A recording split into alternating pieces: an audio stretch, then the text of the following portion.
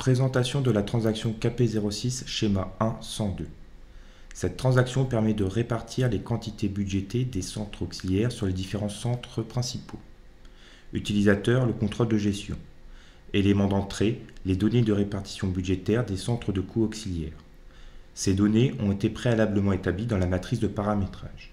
Élément de sortie, la répartition budgétaire de chaque centre auxiliaire vers les différents centres principaux. En cas de problème, contactez le key user SAP. Le chemin d'accès pour atteindre cette transaction est le suivant. Gestion comptable, contrôle de gestion, comptabilité analytique des centres, pré-budgétisation, coût prise en charge activité, transaction KP06 modifiée.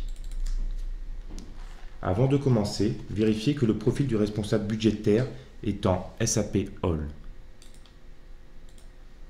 Ce profil permet d'avoir des droits étendus.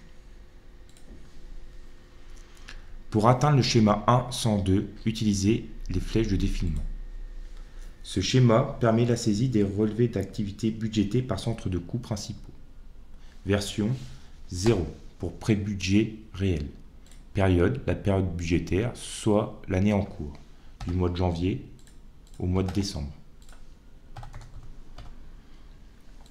Les centres de coûts, saisir dans le groupe G02 pour avoir l'intégralité des centres de coûts récepteurs. Centre de coûts émetteur.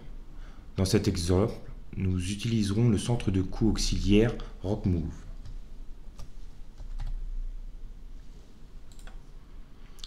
Type d'activité émetteur.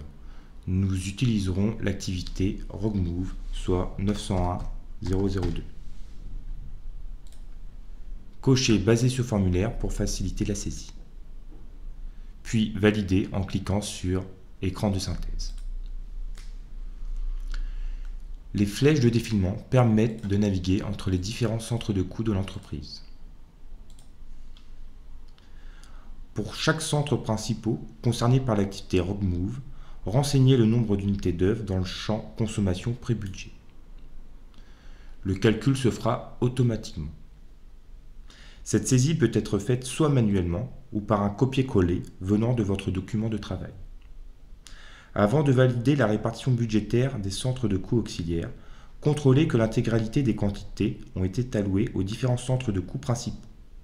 Après cette vérification, cliquez sur la disquette pour valider la répartition des données auxiliaires.